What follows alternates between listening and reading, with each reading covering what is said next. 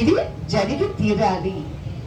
ఎందుకంటే ఇప్పటి వరకు ఎన్నెన్నో జరిగినవండి మనకి. గత 5 ఏళ్లలో రామతీర్థలో రాముని శిరఖండన కావచ్చు, అంతర్వేదిలో రథం కాల్చడం కావచ్చు, ఇలా మనం లెక్క పెట్టుకుంటే చాలా ఉన్నవి.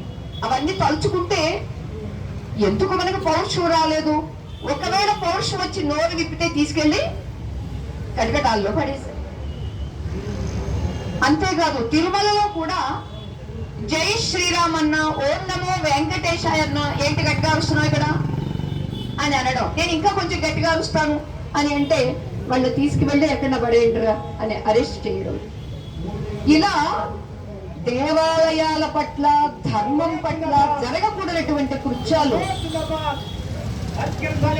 చాలా చేస్తూ ఉన్నారు, చేశారండి.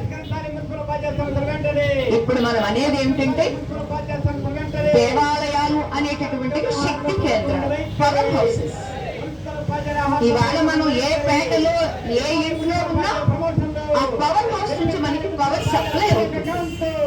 అలానే ప్రధానమైనటువంటి దేవాలయాలు పవర్ హౌసెస్ కాబట్టి అక్కడ నుండి మన ఇంటికి, మన మనస్సుకి అందరికీ సప్లై కావాలి. కాబట్టి ఆయా దేవాలయాలు ఇష్టం వచ్చినట్టుగా మనం ఇల్లు కట్టుకున్నట్టుగా కట్టలేదండి. దానికి ఒక శాస్త్రం, దానికి ఒక ప్రాసెస్, దానికి ఒక ట్రెడిషన్. ఆ ప్రకారంగానే కట్టాలి అని కట్టేదే తప్ప వేరు వేరుగా కట్టలేదు. ఎందుకని? అది పవర్ హౌస్ కాబట్టి, శక్తి కేంద్రం కాబట్టి. అటువంటి శక్తి కేంద్రంలో శక్తి స్వరూపుడు మన దేవాలయాల్లో అయితే మనం ప్రాణ ప్రతిష్టాపన చేసుకుంటామండి.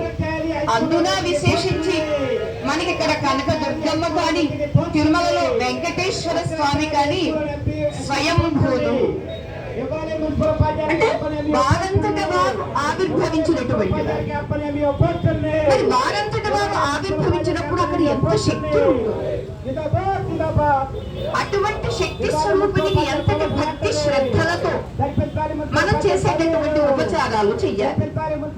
ఆ ఉపచారాల్లో అశ్రద్ధ చేస్తేనే తగదు అనేటటువంటి ఆ ఉపచారాల్లో ఈవేళ ఒక జంతువుల అలాగే చేప నూనె, పనికిరానటువంటి మనం అసహ్యించుకునేటటువంటి పదార్థాలని వాడారు అని మన ల్యాబొరేటరీలో టెస్ట్ చేసినప్పుడు తేలింది. కాబట్టే 100 రోజుల సమయం తీసుకుని మన సీఎం గారు అనౌన్స్ చేశారు. దానికి చాలా మంది ఎన్నాళ్ళు ఎందుకు ఊరుకున్నారు, ఏది చేశారు? ఇప్పుడు ఎందుకంటే ప్రశ్నించడానికి చాలా మందికి ఉంటుందండి. ఏమిటి?